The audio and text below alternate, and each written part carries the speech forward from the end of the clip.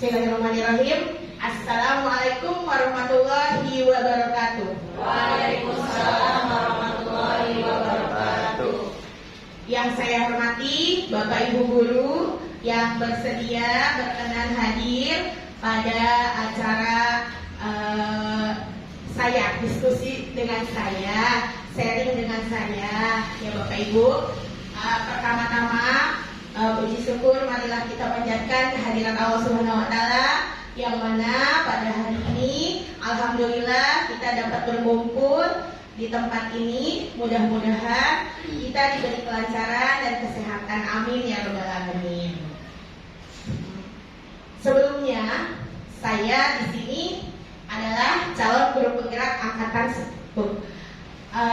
Saya belajar modul 1.4 tentang budaya positif. Mohon maaf Bapak Ibu sebelumnya.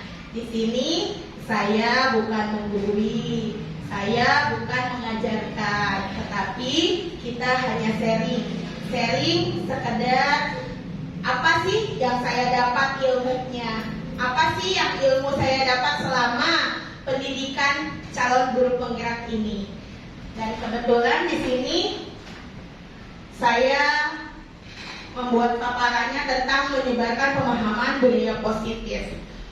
Bapak Ibu mungkin tahu di sekolah itu pasti kita maunya murid kita itu mengarah ke arah yang positif semua ya Bapak Ibu. Tidak mungkin guru mau mengarahkan ke hal negatif. Baik, kita lihat di sini.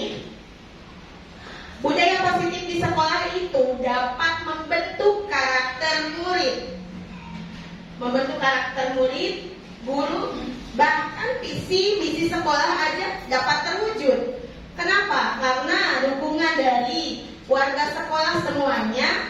Jika di sekolah tersebut budaya positif itu terlaksana, maka visi dan misi sekolah juga akan terlaksana, akan terwujud, menjadikan murid yang berkarakter dan guru yang sukses menuntun peserta didiknya.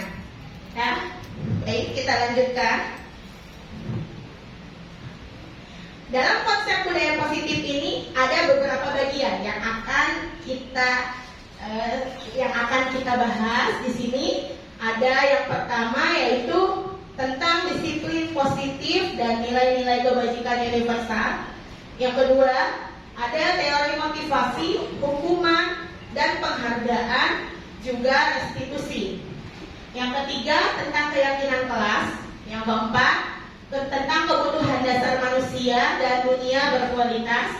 Yang kelima, tentang 5 posisi kontrol. Yang keenam adalah tentang segitiga restitusi. Pasti Bapak Ibu semua di sini bertanya-tanya, apa sih yang dimaksud tentang sub pada bagian-bagian budaya positif tersebut? Mungkin Bapak Ibu masih bingung. Mari kita lihat apa sih yang sudah saya pelajari, nanti akan saya bagikan. Yang pertama, kita di sini ada perubahan paradigma stimulus terhadap teori kontrol. Ada yang dinamakan teori kontrol. Di sini ada pertanyaan. Siapa sih yang sesungguhnya memegang kendali atau memegang kontrol? Bapak Ibu punya tangan 2. Jika tangan yang satu Bapak Ibu kepalkan satu, kemudian dalam hati Bapak Ibu, dalam pikiran Bapak Ibu bahwa saya yakin walaupun ada orang lain di sebelah Bapak Ibu memaksa untuk membuka kepalan tangan ini karena saking penasarannya apa sih isinya. Kita ibaratkan seperti itu ya. Coba Bapak Ibu boleh peragakan tangannya. Tangan kanannya ditutup. Misalkan sebelahnya itu ada temennya ya. Jadi misalkan sebelahnya itu ini apa namanya? Ayo dong buka dong, gitu kan? Ayo dong buka. Dipaksa nih sama temennya. Tapi Bapak Ibu mengibaratkan di dalam pikiran Bapak Ibu itu saya itu punya sesuatu yang sangat berharga di dalam kepala tangan saya ini.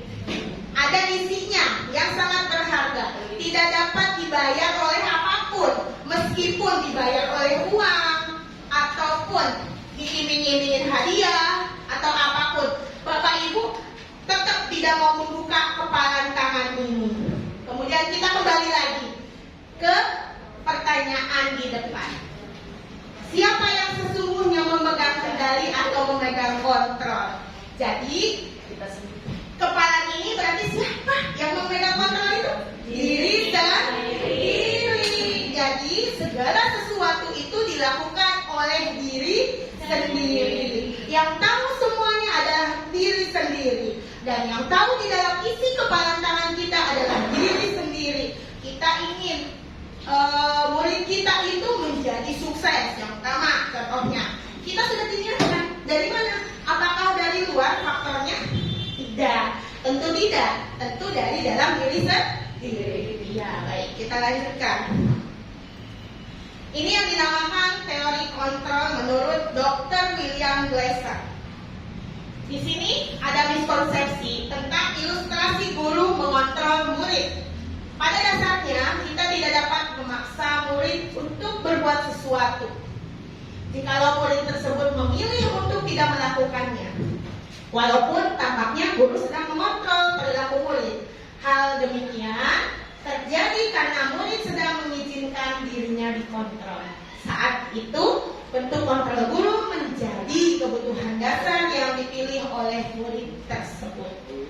Teori kontrol menyatakan bahwa semua perilaku memiliki tujuan. Betul atau betul Bapak Ibu?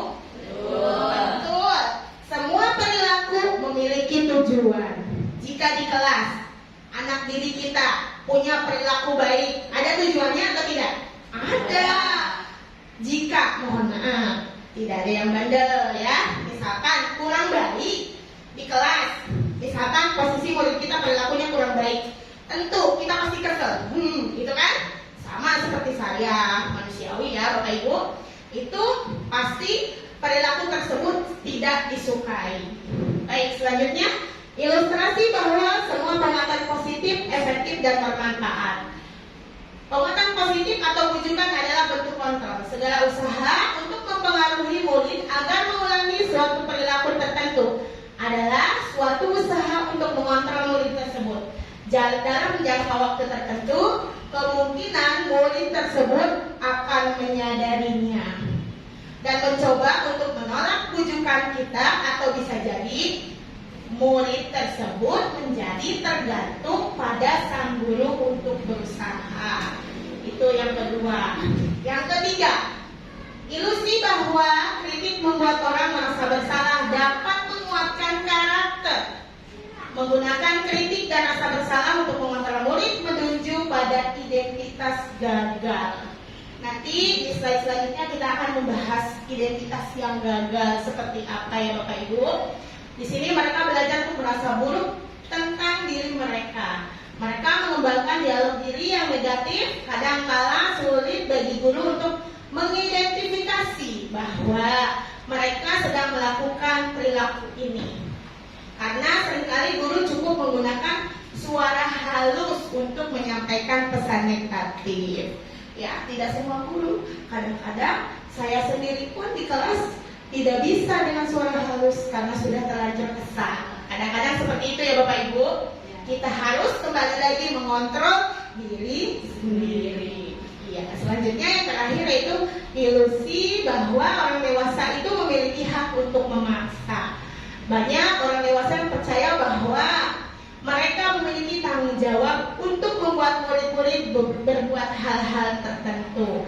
Apapun yang dilakukan dapat diterima selama ada sebuah kemajuan berdasarkan sebuah pengukuran kinerja. Pada saat itu pula orang dewasa akan menyadari bahwa perilaku memaksa tidak akan efektif untuk jangka panjang. Pasti Bapak Ibu pernah merasakan kalau memaksa, dipaksa itu terima tidak sih hati kita? Tidak ada kalau yang dipaksa ya. Jarang yang dipaksa itu mau. Ya, baik. Kita lanjutkan. Setelah kita mengontrol diri sendiri, kemudian kita mengenal kata disiplin. Apa sih yang terlintas di dalam pikiran Bapak Ibu tentang disiplin? Tata tertib, betul. Harus teratur kalau disiplin itu, ya. Pasti kita terlintasnya seperti itu di dalam pikiran kita itu. Disiplin. Oh iya, saya harus menaati tata tertib ini, gitu ya. Sama seperti murid kita. Anak-anak, contohnya guru memberi amanat di depan, amanat pembina upacara. Ketika memberi amanat pembina upacara, nanti memberikan amanatnya, anak-anak tolong ya disiplin. Nah, dengan kata disiplin, pasti anak-anak itu menganalogikan tata tertib. Berarti saya harus mematuhi apa? Tata tertib. Kemudian harus teratur dan kepatuhan pada peraturan. Tapi ada lagi di samping itu bahwa disiplin itu nantinya jika aku disiplin nih berarti nanti aku mendapatkan hukuman kalau tidak disiplin. Kalau aku disiplinnya bagus berarti mendapatkan hadiah dan penghargaan. Ya, selama ini dalam mindset kita disiplin itu seperti itu. Berarti kita belum menuju kepada disiplin yang positif. Ya. Diana menyatakan bahwa arti dari kata disiplin itu berasal dari kata Latin, bahasa Latin ya, disiplina yang artinya belajar. Kalau menurut si Ibu Dianet ya, bukan kata Budian tapi Budianet. Ya. Nah, kata disiplin itu juga berasal dari akar kata yang sama dengan disciple atau murid atau pengikut. Ya. Nah, tadi kan dalam kata disiplin kita mengenal tadi apa? Aturan ya Bapak Ibu. Iya, aturan yang harus dipatuhi. Kemudian jika tidak dipatuhi mendapat hukuman. Sepertinya kata itu sudah baku di pendidikan Pancasila. Dari zaman dulu, dari zaman PMP, pendidikan moral Pancasila, semua baku kata-kata itu ya. Nah, sekarang kita menuju ke disiplin positif. Disiplin positif itu seperti apa sih? Yang pertama, disiplin diri yang memiliki motivasi internal. Apa sih Bu Trini disiplin diri yang memiliki motivasi internal? Internal itu berarti kemauannya dari apa? Dari diri sendiri. Contohnya, pagi-pagi harus disiplin diri yang memiliki motivasi dari internal. Berarti saya punya tanggung jawab. Saya harus datang pagi ke sekolah karena waktu saya hanya sampai 6.30. Jika lewat 6.30 berarti saya apa? Saya berarti terlambat, gitu ya. Jadi kembali lagi kepada diri sendiri. Baik. Yang kedua, menggali potensinya menuju sebuah tujuan. Nah, di sini menggali potensinya menuju sebuah tujuan. Tujuannya apa? Ya seperti tadi. Tujuannya itu saya agar tidak terlambat. Kalau itu yang positifnya. Tetapi kalau anak didik ada yang mengharapkan nanti saya dapat hadiah, saya berangkatnya pagi, gitu ya Bapak Ibu. Iya, di sini cara kita mengontrol diri dan bagaimana menguasai diri untuk memilih tindakan yang mengacu pada nilai-nilai yang kita hargai. Jadi kita harus menghargai nilai-nilai yang kita punya dari dalam diri kita sendiri. Contohnya apa? Contohnya itu kita berangkat dari rumah itu tadi atas kemauan siapa? Diri sendiri. Kemudian setelah itu kita ke sekolah punya tanggung jawab. Contoh lain, bukan untuk masuk sekolah, contohnya masuk kelas. Masuk ke kelas itu apakah harus ada dorongan dari kepala sekolah? Tidak. Kalau ada dorongan dari kepala sekolah itu bukan disiplin positif, tetapi itu hanya kata sampai ke disiplin, ya Bapak Ibu. Kalau misalkan, saya nanti dulu masuk kelasnya, saya nunggu dulu anak-anak berdoa dulu atau selesai harus seperti apa? Ya seperti itu berarti motivasi dari dalam diri sendirinya belum tumbuh dari dalam diri sendiri. Ya baik, kita lanjutkan. Demi tercapainya penerapan sekolah, maka kita harus menanamkan dan menerapkan nilai-nilai kebajikan, karena tujuan mulia dari penerapan disiplin positif adalah agar terbentuk murid-murid yang berkarakter, berdisiplin, santun, jujur, peduli, dan bertanggung jawab sebagai pembelajar sepanjang hayat. Di situ tanpa kita sadari, semuanya itu kata-katanya ada jujur, ada santun, ada peduli, ada disiplin. Itu adalah nilai-nilai kebajikan yang harus kita lakukan terhadap anak didik kita. Ya Bapak Ibu? Untuk selanjutnya, nilai-nilai kebajikan universal yang tadi saya contohkan. Artinya adalah nilai-nilai yang disepakati bersama, terlepas dari suku bangsa, agama, bahasa, maupun latar belakangnya. Jadi kita itu tidak membeda-bedakan. Kita tidak membeda-bedakan dengan menanamkan nilai-nilai kebajikan. Apakah kita harus membedakan agama? Tidak. Apakah harus membedakan bangsa? Tidak. Apakah kita harus membedakan bahasa? Tidak. Dan latar belakang pun kita tidak boleh membedakannya, agar disiplin positif dan budaya positif itu agar kita terapkan berjalan dengan baik. Di sini ada 3 motivasi perilaku manusia. Motivasi itu datangnya tadi dari dalam apa Bu? Dorongan, Bapak Ibu, dorongan dari mana ya? Dari dalam diri sendiri. Nah, di sini ada, saya bedakan yang di atas ini nih. Ini sama ini. Kira-kira maksudnya ini motivasi dari dalam atau dari luar? Dari luar. Dari luar ya Pak, betul. Untuk menghindari ketidaknyamanan atau hukuman. Di situ berarti maksudnya motivasi ekstrinsik atau motivasi dari luar. Yang kedua, untuk mendapatkan imbalan atau penghargaan orang lain. Jadi kita itu kembali lagi tadi ya kepada teori kontrol. Untuk mengendalikan itu ada motivasi intrinsik dan ada motivasi ekstrinsik. Yang motivasi dari dalamnya yaitu untuk menjadi orang yang mereka inginkan dan menghargai diri sendiri dengan nilai-nilai yang mereka percaya. Ya. Baik, di sini kita sampai kepada hukuman. Kita di kelas pasti mungkin meskipun kita tidak pernah merasa itu kita pernah melakukan hukuman. Hukuman itu dibedakan menjadi 2. Ada hukuman yang verbal atau non verbal, atau fisik atau psikis ya.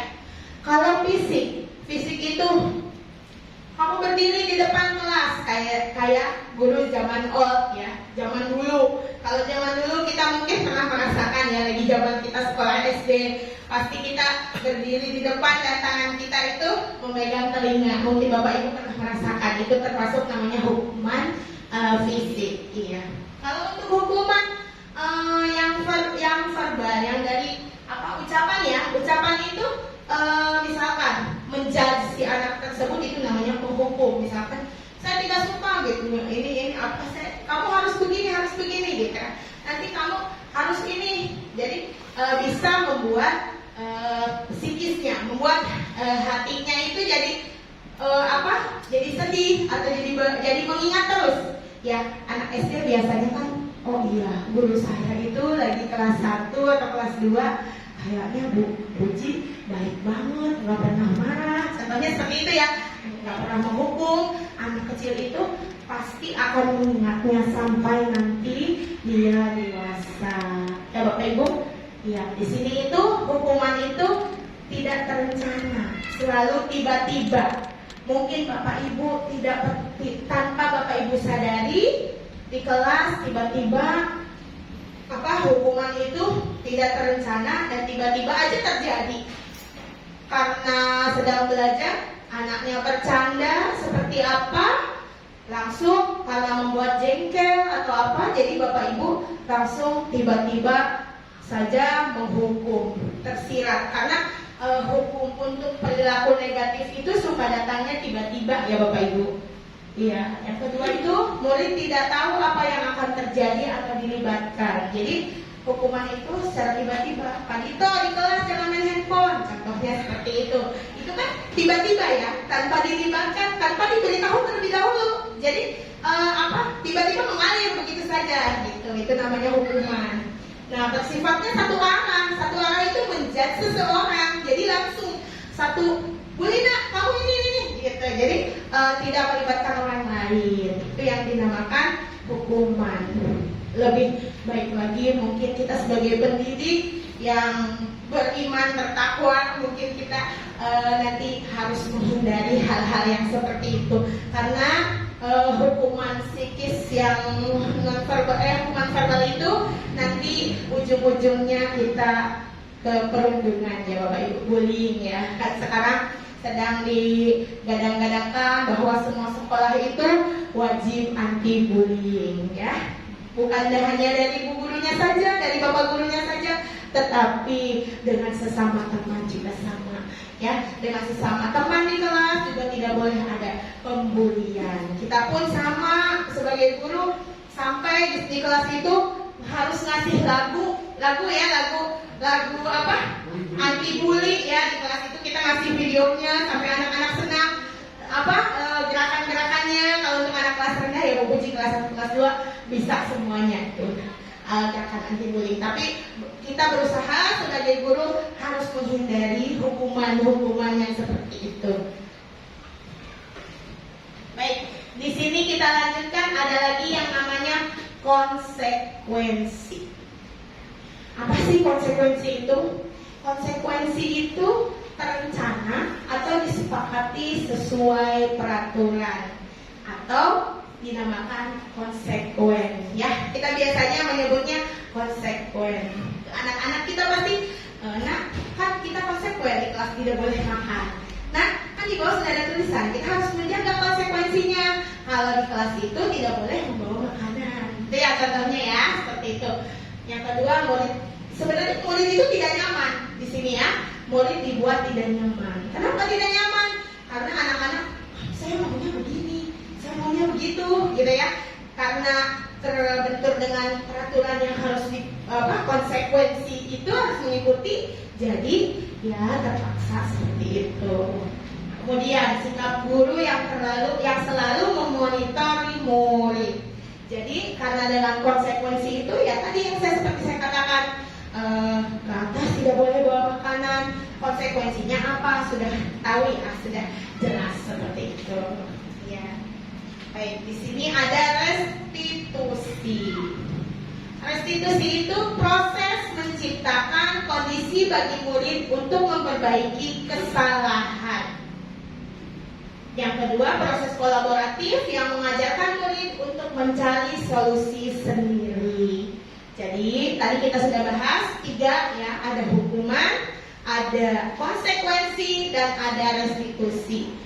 Bapak Ibu, saya ingin bertanya nih, jika Bapak Ibu disuruh milih di antara 3 nih penerapan di kelas, apakah memilih hukuman, konsekuensi, atau restitusi? Restitusi. Baik. Yang lain, ada jawaban yang berbeda? Ya, restitusi. Masih lebih baik restitusi, karena kalau restitusi itu ada solusinya meskipun murid kita melakukan kesalahan. Ya. Kemudian di kelas itu ada yang namanya keyakinan kelas. Ya, mungkin Bapak Ibu setiap ajaran baru pasti membuat yang namanya keyakinan kelas. Tapi saya baru tahu, jujur saya baru tahu semenjak mengikuti CGP ini, PGP ini, pendidikan guru penggerak ini. Karena kalau yang lalu di kelas saya boleh bisa dilihat di lemari saya tempel, itu namanya kesepakatan kelas. Mungkin Bapak Ibu juga yang dibuatnya di kelas adalah kesepakatan kelas selama ini ya. Kesepakatan kelas itu kan lebih sama aja sih sebetulnya, peraturan-peraturan juga yang harus dilakukan oleh siswa kita. Tapi mari kita benahi untuk kedepannya, apa sih keyakinan kelas yang bagus, seperti apa, bukan bagus sih, artinya yang sesuai peraturan yang diajarkan di sini, di teori ini gitu ya. Soalnya biasanya teori sama praktik itu susah mengaplikasikannya. Lebih gampang kita menerapkan teori, mengucapkan teori daripada menerapkan aksinya. Ya Bapak Ibu. Ya, di sini keyakinan kelas itu nilai-nilai kebajikan universal yang telah disepakati secara bersama-sama dengan seluruh siswa. Boleh Bapak Ibu di kelas, boleh satu-satu ke depan anaknya tempel-tempel, tanda tangan, boleh. Kalau kelas saya, karena pengalaman saya kelas 2 SD, jadi yang di kelas itu yang tanda tangan itu hanya saya sebagai gurunya, ketua kelas dan wakil ketua kelas. Karena kelas 2 itu masih bingung, apa sih Bu tanda tangan? Saya juga belum bisa tanda tangan gitu kalau kelas 2 ya. Iya. Ini ada contoh keyakinan kelas saya. Di sini kelas 2B ada hadir tepat waktu, terus kemudian menjaga kebersihan kelas, melakukan nilai 5S, hormati guru dan teman. Di sini ada contoh juga, saya kasih contoh keyakinan kelas 1.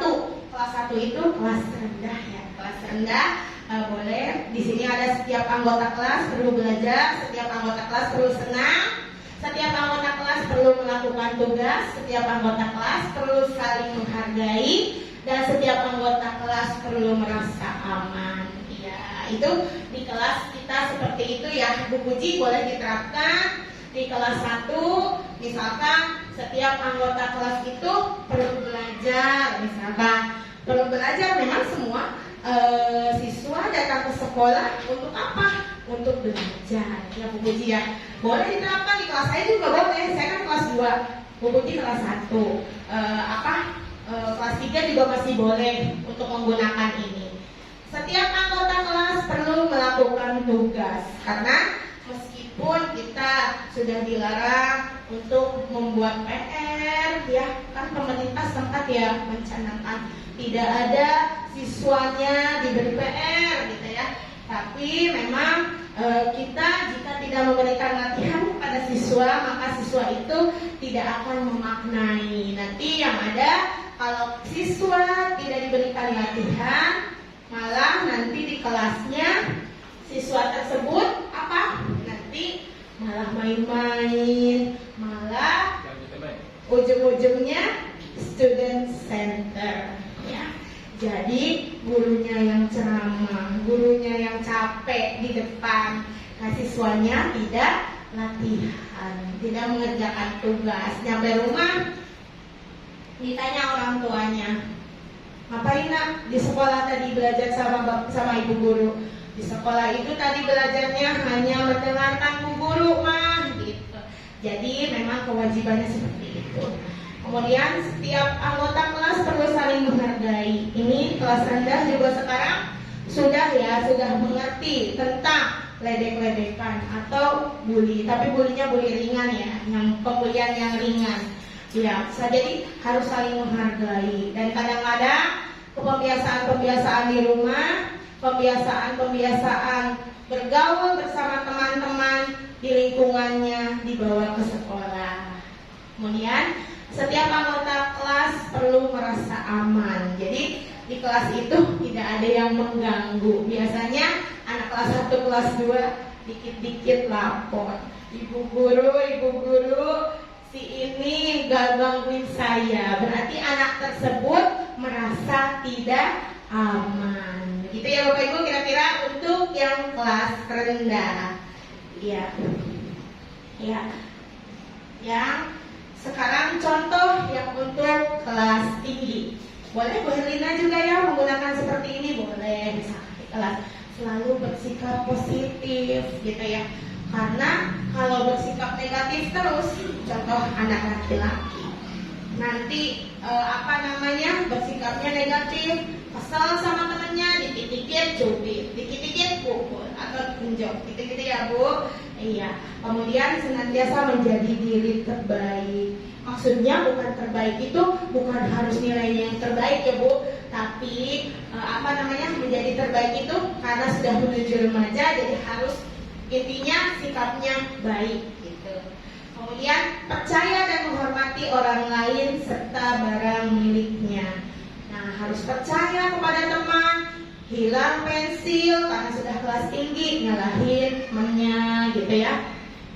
Kemudian berkomitmen terhadap setiap tugas. Jadi kalau untuk kelas tinggi itu tidak perlu diberitahu lagi apa sih tugas yang harus dikerjakan. Selayaknya memang yang mengerti punya tugas itu adalah dirinya sendiri. Untuk kelas 4, 5, dan 6. Karena sekarang itu kelas 4 sudah tidak bisa dibilang anak kecil lagi ya.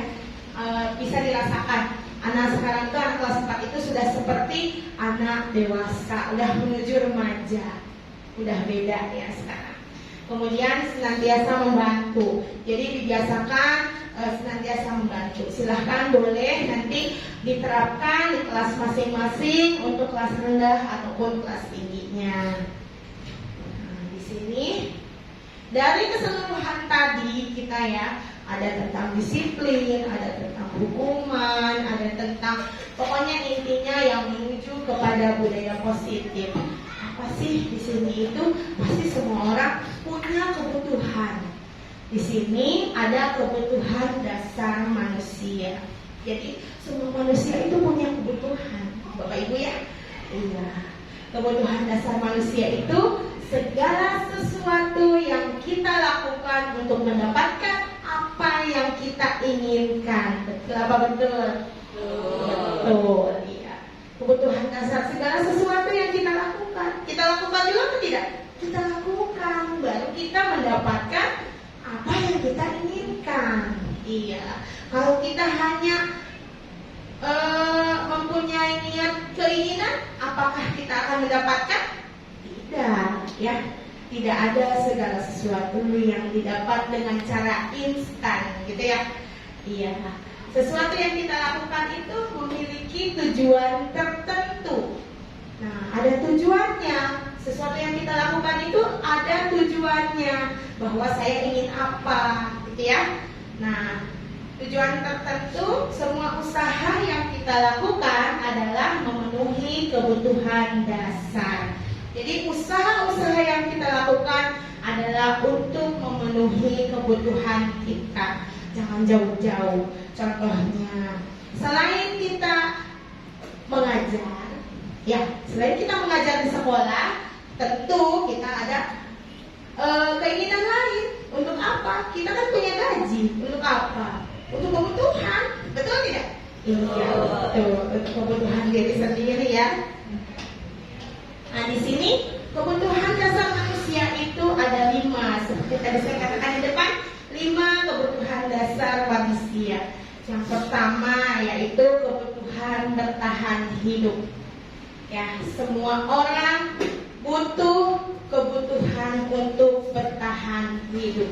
Termasuk Bapak Ibu di sini sebagai manusia pasti butuh kebutuhan hidup. Betul tidak? Bertahan hidup Bapak Ibu. Iya, siapa sih yang mau sakit? Ada tidak? Tidak ada. Iya. Nah, contohnya untuk bertahan hidup itu apa sih yang kita butuhkan? Ada makanan, minuman, tempat tinggal. Perlu juga kita keamanannya. Perlu juga kita kesehatannya. Seperti tadi yang saya kasih tahu bahwa kita itu bertahan hidup itu tidak mau sakit. Coba jika orang bertahan hidup tetapi sakit, lebih sakit lagi yang kita rasakan pastinya ya. Hidup kita tidak akan tenang. Nomor 2 yaitu kebutuhannya, yaitu kebutuhan kasih sayang dan rasa diterima. Rasa diterima, berbagi, kepedulian, kerjasama, dan menjadi bagian dari kelompok. Jadi semua manusia itu kan kita sudah belajar tentang kewarganegaraan, yaitu tentang apa? Pendidikan kewarganegaraan itu tentang apa? Kepedulian, ya. Tentang kepedulian terhadap siapa? Terhadap orang lain.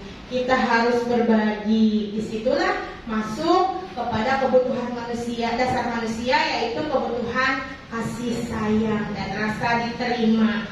Semua manusia makhluk sosial. Makhluk sosial itu tidak bisa hidup sendiri. Betul apa tidak, Bapak Ibu? Iya. Yang ketiga yaitu kebutuhan penguasaan. Penguasaan itu kembali lagi ke harga diri.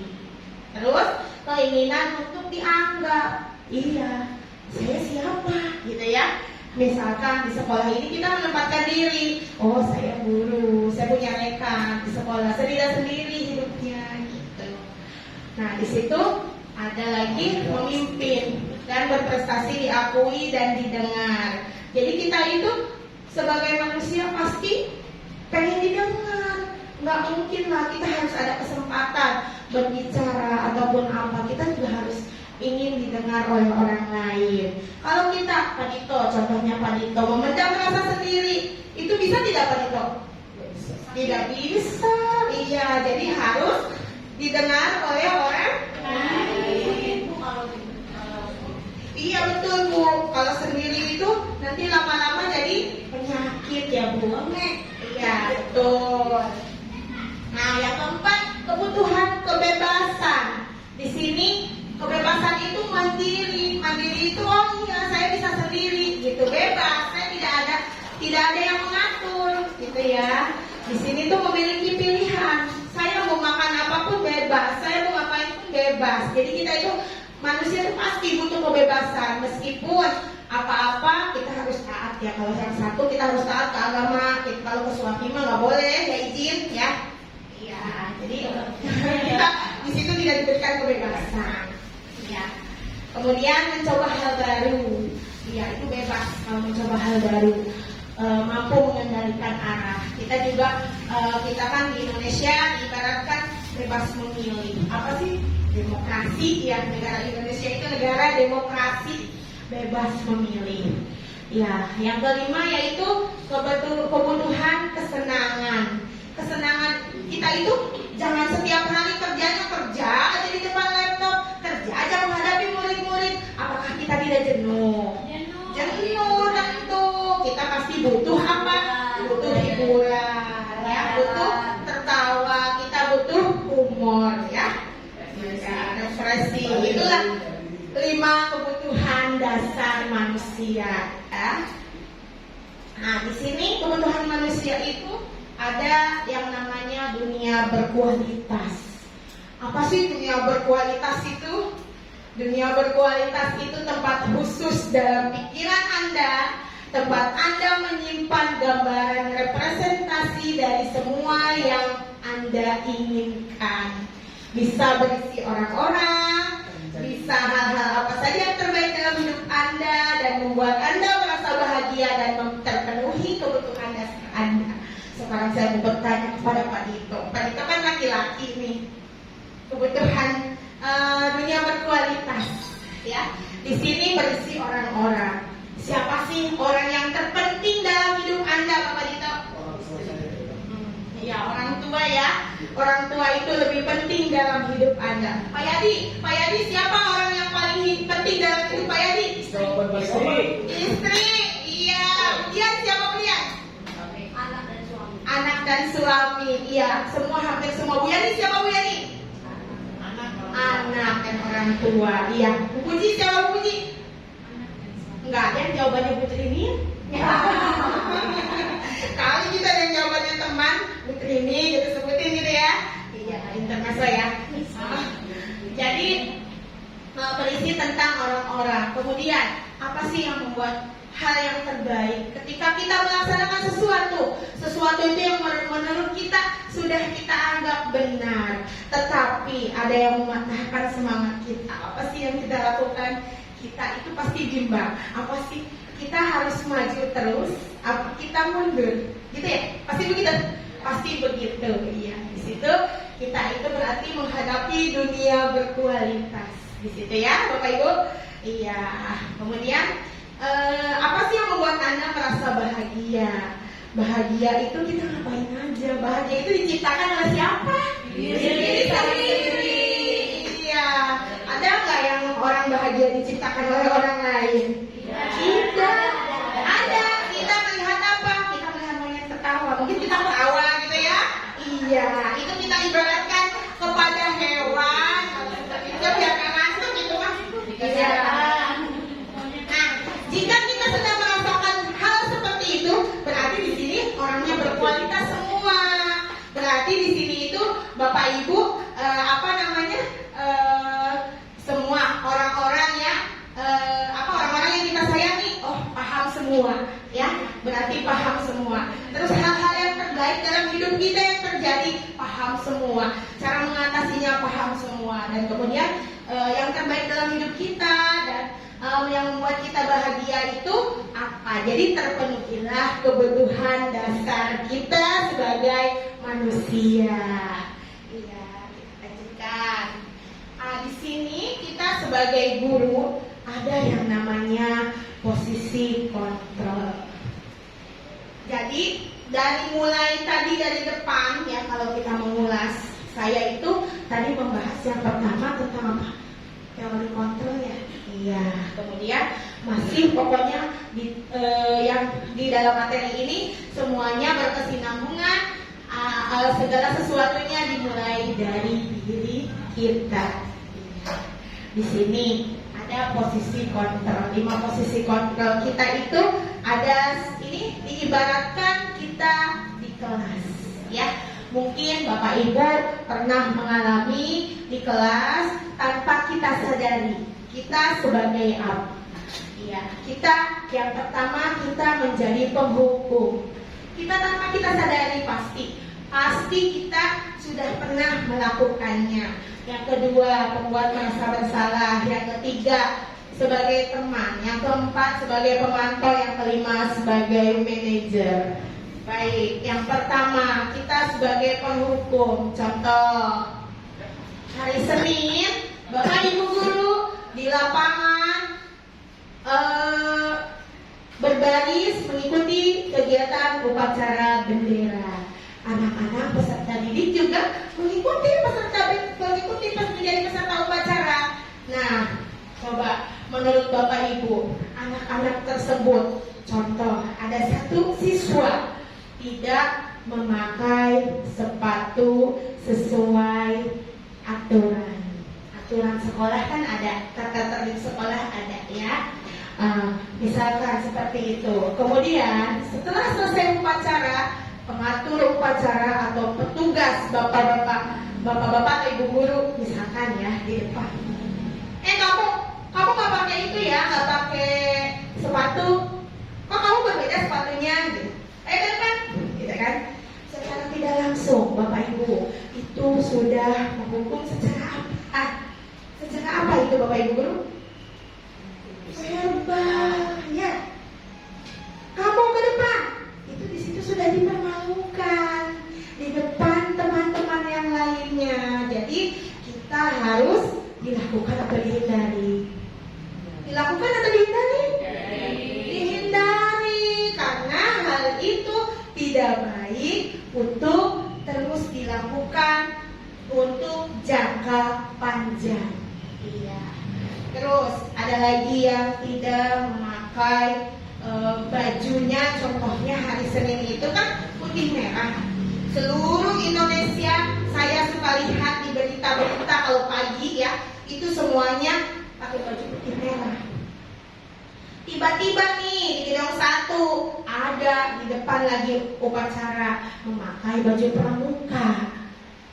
Nah, si anak tersebut memberitahunya kepada siapa? Kepada gurunya. Kemudian dihukumlah sama guru pengatur upacara bahwa dia salah baju.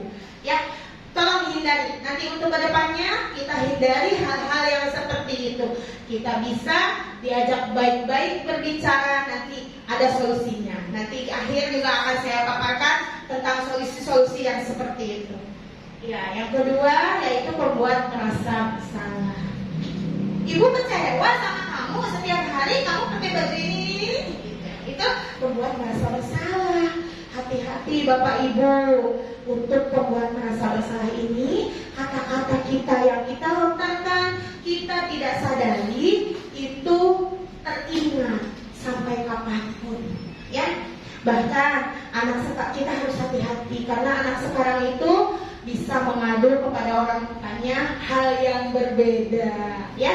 Yang banyak yang kita rasakan Bapak Ibu, malah nanti bilang ke orang tuanya bahwa tadi saya di sekolah ditegur begini. Itu yang harus kita hindari. Kita harus kembali lagi ngapain? Mengontrol diri kita. Jangan menjadi penghukum, jangan menjadi membuat merasa bersalah kepada anak didik kita. Meskipun ya memang anak didik kita ya mungkin seluruh Indonesia, bukan kita aja ya. Anak didik itu ada yang beragam, ada yang ingusan, ada yang ngeselin, ya kan? Ada yang tiap hari pakai baju dekil. Kita sih maunya begini loh, kamu tuh udah dapat KJP, gitu kan? Kalau kita sebagai guru seperti itu, tapi usahakan setelah kita belajar hal ini, kita hindari Bapak Ibu hal-hal yang seperti itu karena tidak membangun untuk anak didik kita. Iya, yang ketiga, sebagai teman. Sebagai teman itu gini. Ibu, gitu. Anak-anak pagi-pagi menyapa. Memang bagus. Anak-anak seperti itu ya. Bagus. Cuma memang ada hal positif dan ada negatifnya. Kita jadi disukai oleh anak murid. Misalkan kita sering jadikan teman. Paling kita jawabnya gini, iya tidak apa-apa. Enggak, besok jangan diulang lagi ya nak. Contohnya kayak gitu aja, itu udah kalimat sebagai teman, ya.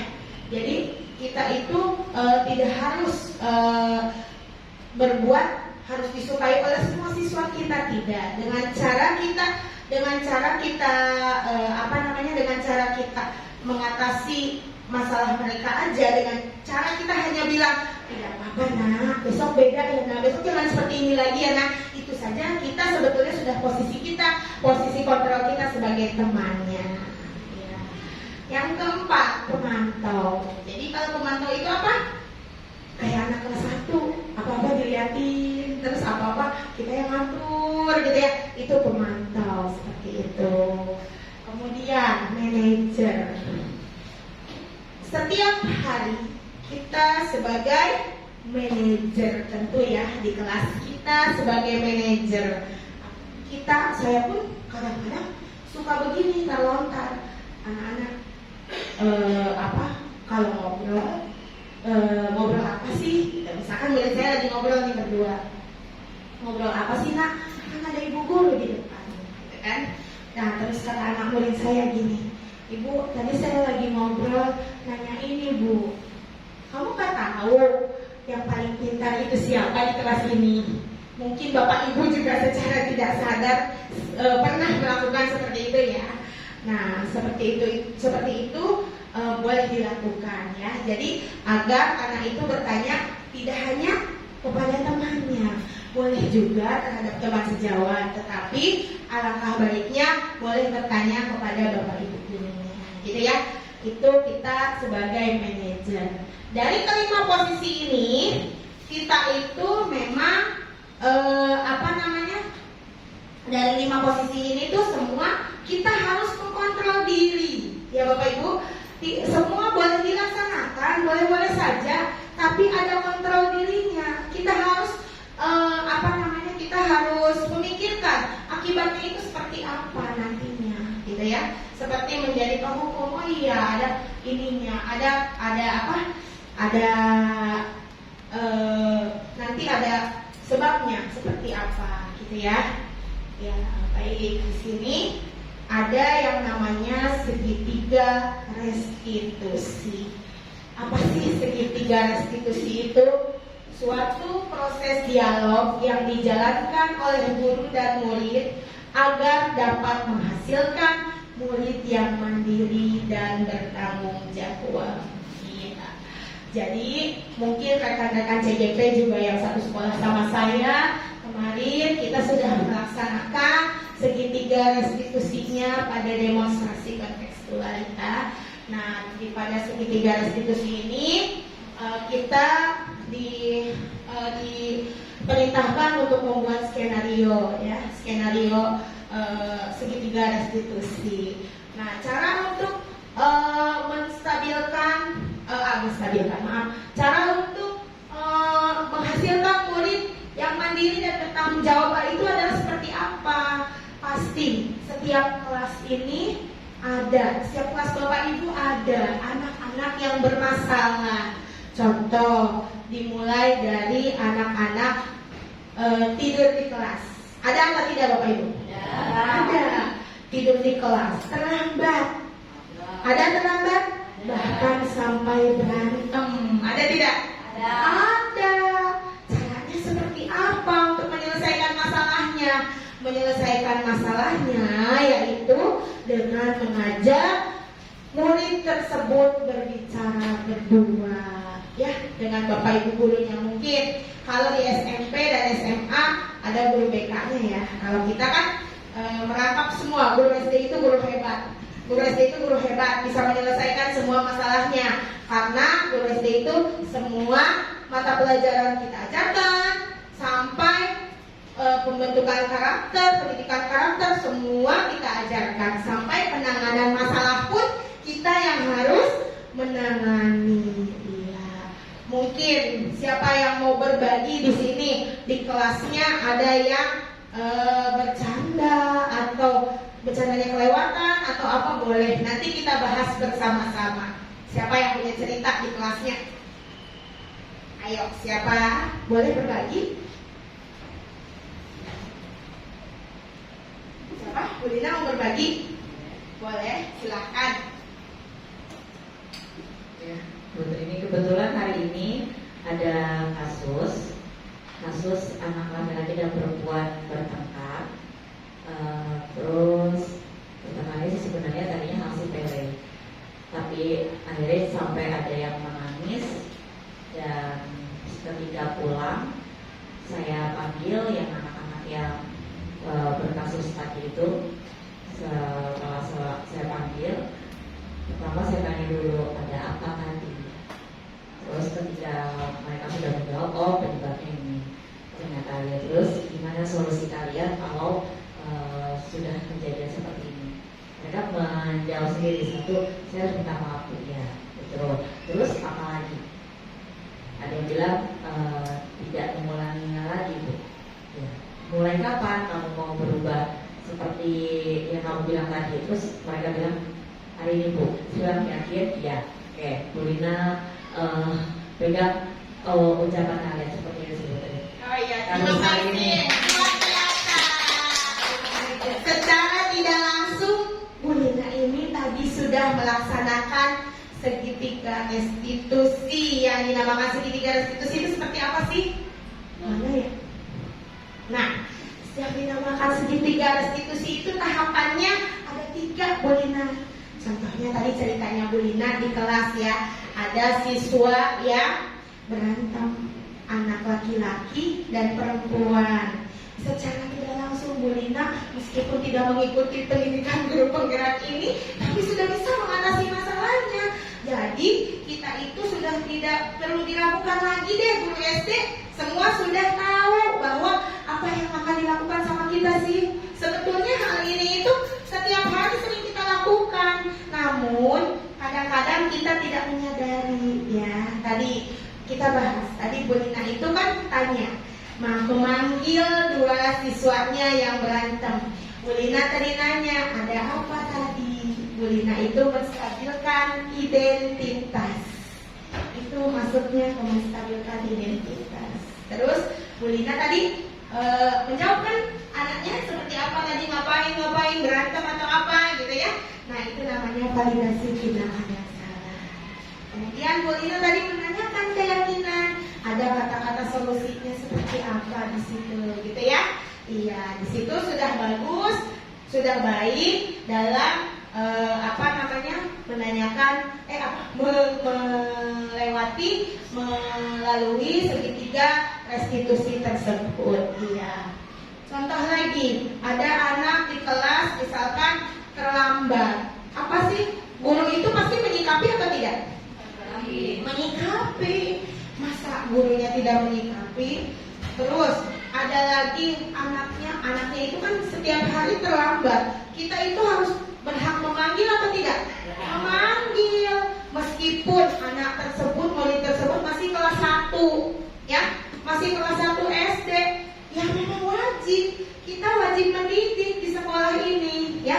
Iya, begitu. Jadi nanti secara tidak langsung budaya positif di sekolah kita sudah mulai berjalan. Tidak kita langsung ada anak kita berantem. Kamu apa berantem? Pulang kamu sana. Gitu, ya. Seperti itu berarti permasalahannya tidak selesai. Iya, jadi di sekolah itu pasti besoknya akan diulang lagi. Nanti Bu Lina ditambahkan aja keyakinan kelasnya seperti apa, gitu ya. Jadi satu kelas itu punya konsekuensinya seperti apa. Iya. Baik. Jadi dari tadi dari awal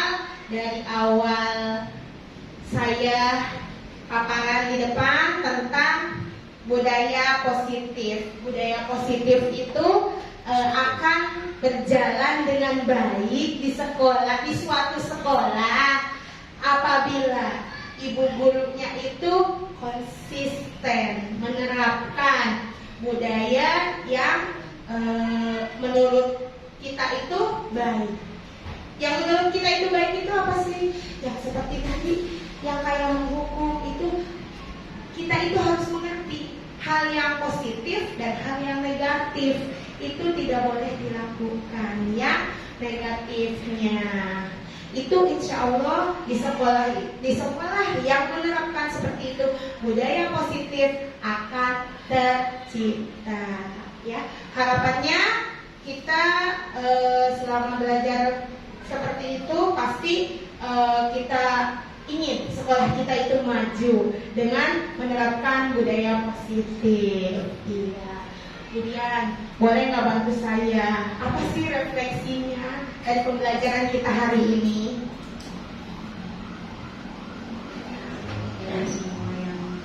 Dari semua yang saya lihat dari awal sampai terakhir, refleksinya kita sebagai seorang guru harus bisa atau mampu menjadikan kontrol kita pribadi ke anak pribadi. Kemudian kita harus bisa menjadi manajer bagi anak-anak kita di kelas.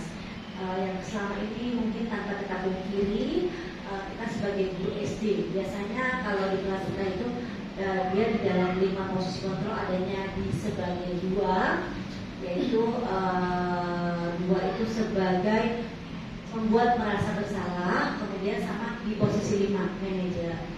Kalau di kelas tinggi biasanya adalah karena bergetar, kadang sebagai 1 di poin 1 dengan di poin teman 1 dengan 3 kalau saya dasar. Jadi tapi berangkat dari paparan yang diberikan kepada kami hari ini, kami jadi paham tahapan-tahapan dalam studi garis diskusi ini untuk bagaimana kita supaya anak itu ketika membuat kesalahan, tapi kita tidak membuat dia merasa bersalah, tetapi dia pun bisa mempunyai solusi dari rasa bersalah tersebut, dan dia mulai berjanji kapan akan menyelesaikan permasalahan tersebut, apakah dimulai hari ini atau besok, sehingga menjadi generasi yang emas. Iya. Rasanya senang semakin banyak pengetahuan yang saya dapatkan untuk hari ini. Future-nya penerapannya seperti apa? Penerapannya kita akan selalu berbagi praktik baik kepada murid, kepada mencontohkan juga kepada siswa. Tidak hanya kita harus diterapkan ke siswa, tapi untuk diri kita sendiri. Terima kasih luar biasa Bapak Ibu guru. Berarti alhamdulillah semuanya memahami ya, walaupun saya yang tidak bisa bicara ini dan ternyata mengalir begitu saja. Iya. Baik, dikarenakan sudah selesai juga paparan saya habis. Paparan saya sudah habis dan saya akhiri untuk kegiatan kita pada hari ini. Sharing saya cukup sampai di sini. Terima kasih saya ucapkan untuk Bapak Ibu yang sudah hadir di sini. Kurang lebihnya mohon maaf, bila ada salah-salah kata mohon dimaafkan yang seluas-luasnya. Terima kasih. Billahi taufiq wal hidayah. Wassalamualaikum warahmatullahi wabarakatuh. warahmatullahi wabarakatuh.